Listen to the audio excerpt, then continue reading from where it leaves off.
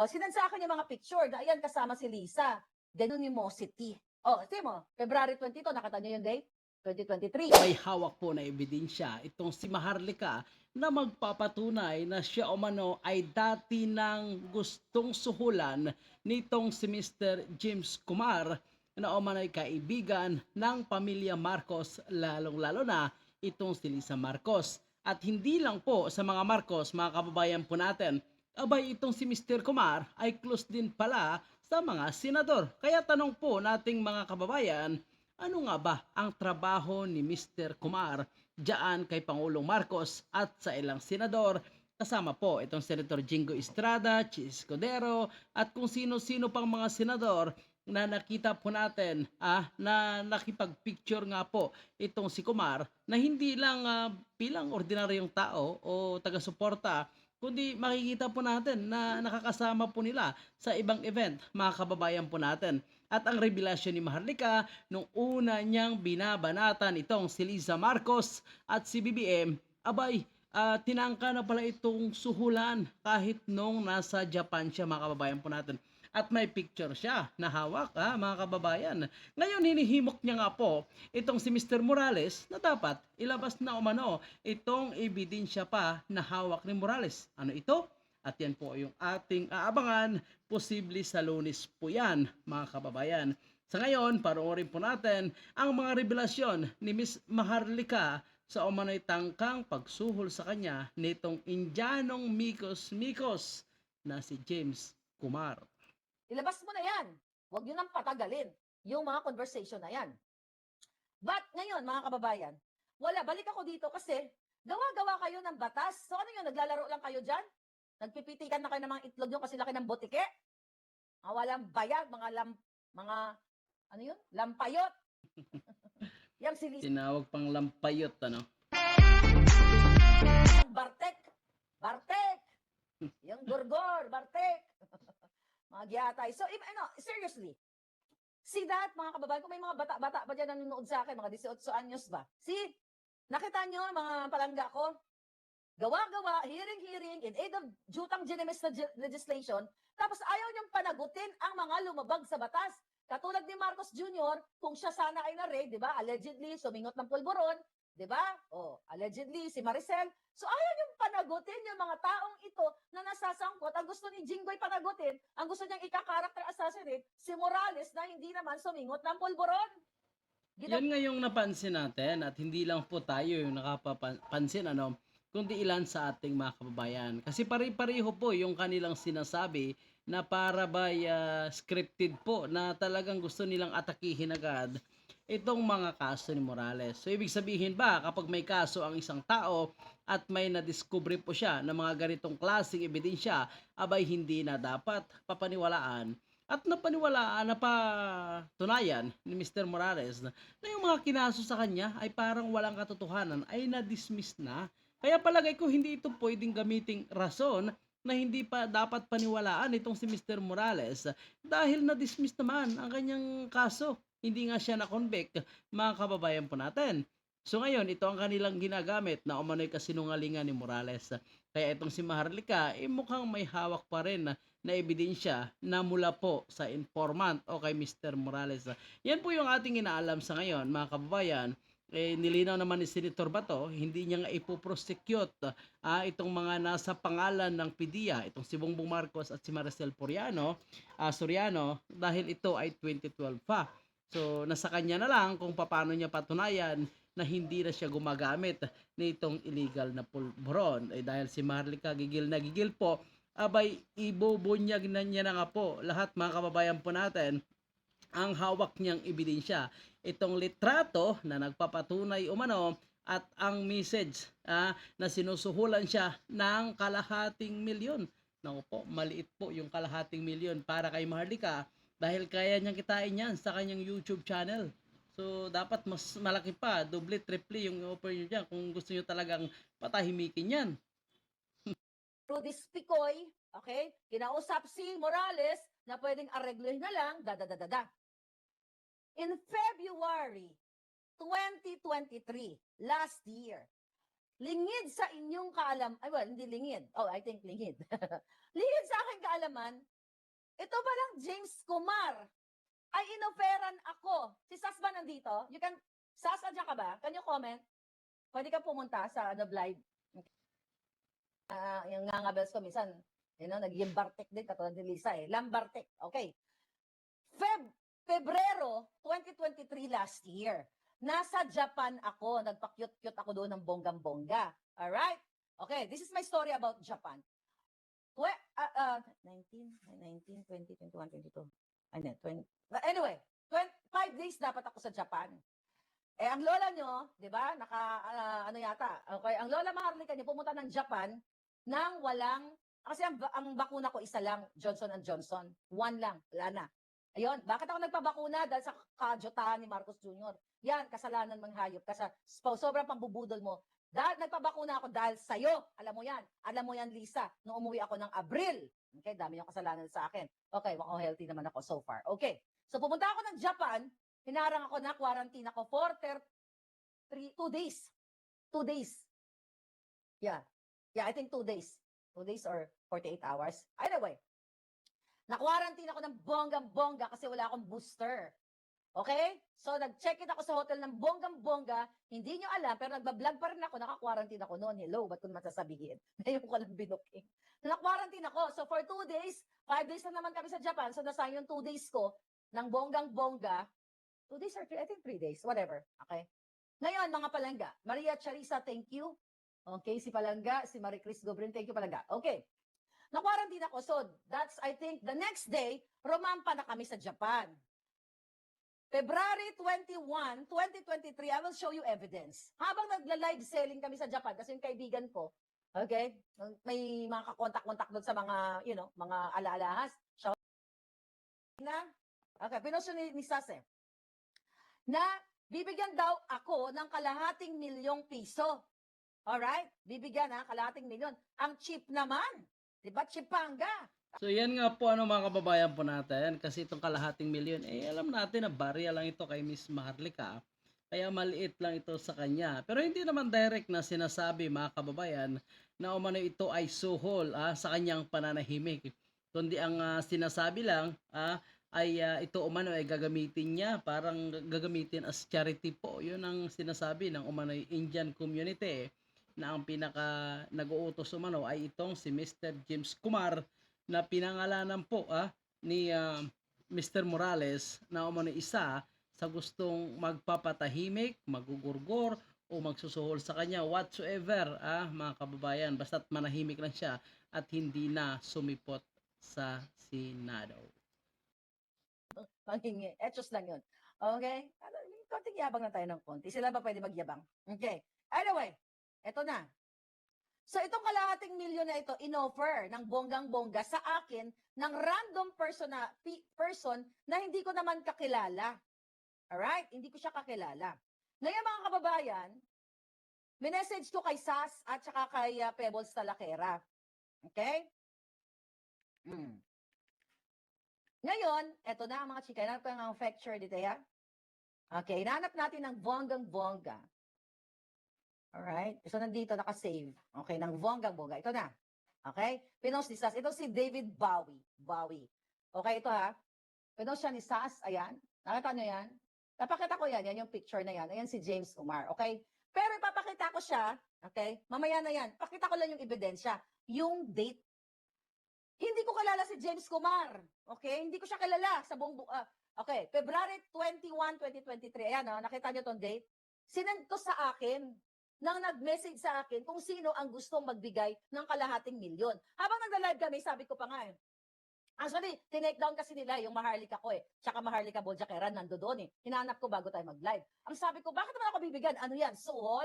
Sabi ko, sino yung magbibigay? Live yun, habang nagsasalta ako. Kasi lumabas sa sa message, di ba? Habang nag-live kami, lumalabas, Miss Maharlika, may gustong Indian community na tutulong sa iyo. Ganito, ganyan. Sabi ko, Indian community, ano bang ginawa kong kabutihan sa Indian community? Although I did not say anything bad about Indian community, basta bibigyan daw ako ng kalahating milyon. Kaya, yung nabitawan kong salita during that live, sabi ko, ano yan, suhol? Sino ba yung mga yan?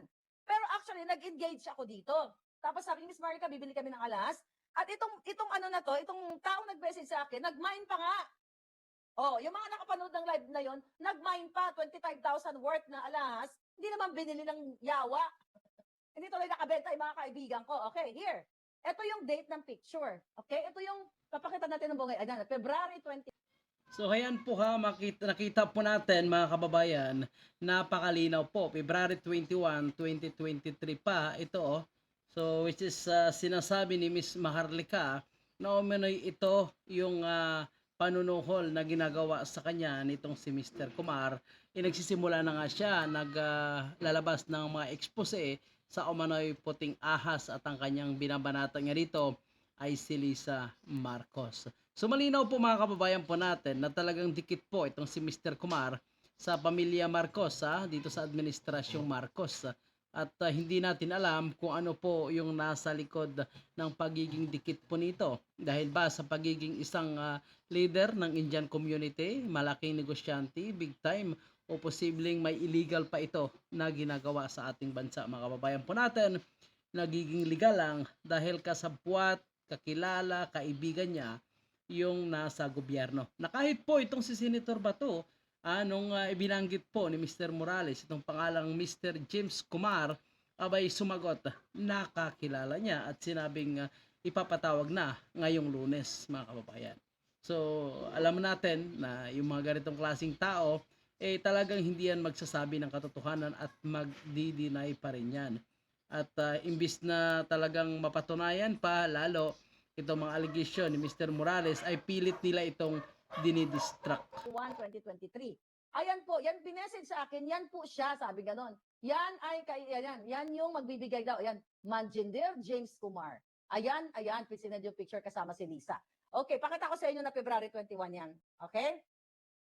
Okay. Ayan Ayan, picture. Gagalawin ko para maniwala kayo ng bonggang-bongga. Ayan. Ayan yung mga alahas, nakita nyo? O yung mga binenta-benta namin. So, nagsasabi ang lola nyo ng totoo. February 21, yan may message sa akin. Then ito, sinend sa akin yung mga picture na ayan kasama si Lisa. Ganyan.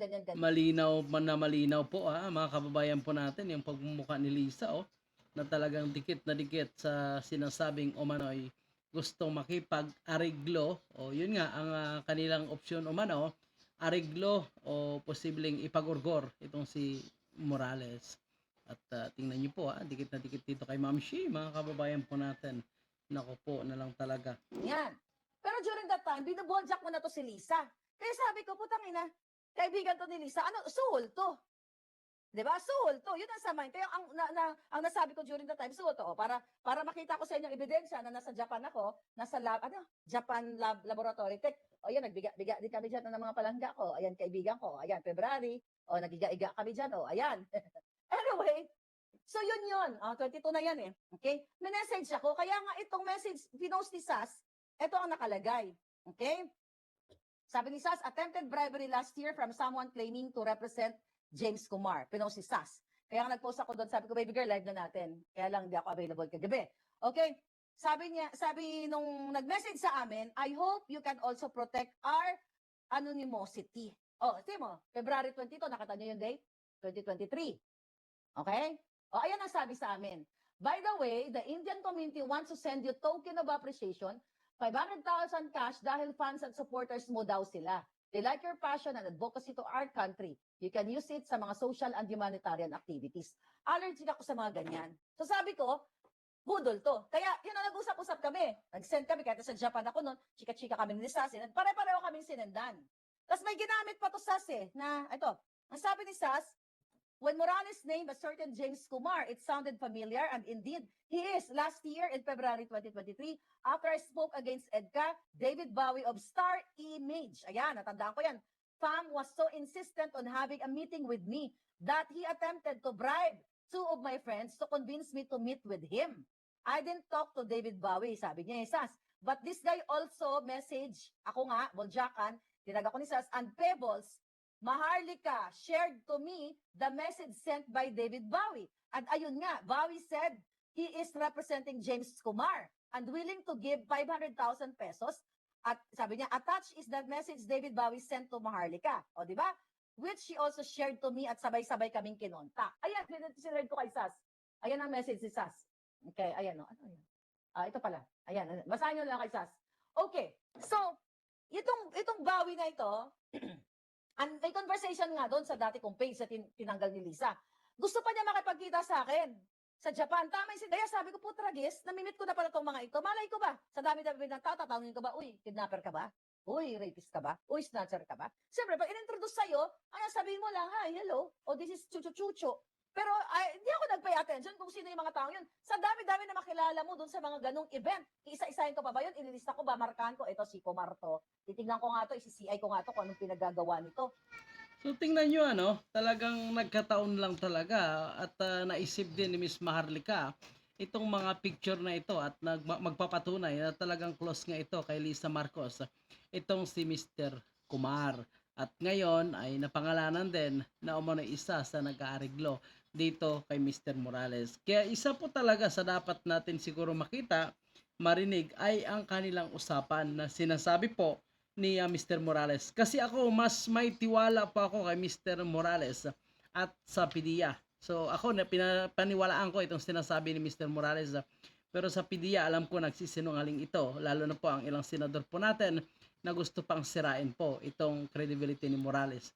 Nakikialam ang mga congressman pero wala na silang magawa dyan dahil buo na ang pasya ni Senator Bato. Tatapusin at tapusin ang pagdinig na ito sa Senado. Walang atrasan at walang pamumulitika daw. O yan ha. Kaya sa mga bumabatikos kay Senator Bato, ibang DDS na binabatikos dahil medyo malambot daw, kita nyo na ngayon kung gaano kalakas ang loob ng ating Senador Bato. Ito sino to kasama niya? Sino to? Si Kuting, di ba? Ayan ito para si Kumar, ang daming talaga niyang Sas, bakit wala ka pa? Palangging, where are you? Okay? Ayan ako. Hindi kami magkatabi. Buti na lang talaga, hindi kami magkatabi. Kasi gagawa ng kwento. Baka mamaya sabihin ka, alam mo yun, ayan, nakita niyo yung table. Ayan, nakita niyo yung table, di ba? Yung table at saka yung upuan. So, pakita ko yung upuan na inupuan niya na magkapareho ng upuan. Okay? So, ayan siya. Pero hindi ko siya kilala. Ayan yung upuan, mga palangga, nakita niyo? Pareho. So, hindi lang kami magkatabi sa table, pero 1, 2, 3, 4, 5, 6, 7, 8, 9. So, siyam kami dyan sa table na yan. So, na-meet ko siya, pero hindi ko siya kilala. Kasi nga, in-introduce lang ako. Siya nga pala si Chucho. Isang gabi lang Ayun, naman yun. Ano sabi ko? Ang message sa akin yan is willing daw makipag-meet sa akin dahil may tycoon daw na willing makipag-meet sa akin. Tycoon, oo. Oo, talaga. Kung di ako gagawin kabet, wag na lang. Di ba? So ayan Ano sabi ko sa'yo? Ano sabi ko? Ikaw kasi una ako kasi nag-open up, sabi ko nakakaloka, sino ba tong David Bowie na ito, na message. May nagme-message, tapos ikaw, nag-send ka ng, ang layo, ang layo na. Yun nga, nag-send nga ako dahil, nag-message sa akin. Wala kasi, send mo nga ulit sa akin yun, okay. Ayan. Yun na nga, yung binasa ko kanina, yan ang message. Ito yan So, okay. meron kami Viber. Group chat. Yung group chat natin, oo. Ayan, MHK, MHK, So ang lupit ito mga kababayan po natin dahil talagang nagkataon din na pareho silang binigyan ng message at gustong kausapin po. Nagsisimula na kasi ito silang bumaliktad at tumitira dito kay Bongbong Marcos. Kaya simula pa lang ay gusto na silang ariglohin nitong mga Indianong umano'y mga kaibigan ni Lisa Marcos. Noon pa mga kababayan po natin, sinasabi talaga ni Miss Maharlika na gusto siya umanong bayaran ng kalahating milyon para sa kanyang pananahimik. Ngunit hindi niya ito natanggap. So ito na nga po mga kababayan ang patunay na pati pala itong si Sas ay gusto din arigluhin. Ngunit kay Sas ay mukhang walang halaga na inilatag. Unlike kay Maharlika ay nilatagan po siya ng kalahating milyon, hindi man direct sinabi na kanyang pananahimik, ngunit alam po natin na ito po yung kanilang purpose. Bayaran ka, tsaka ka kausapin.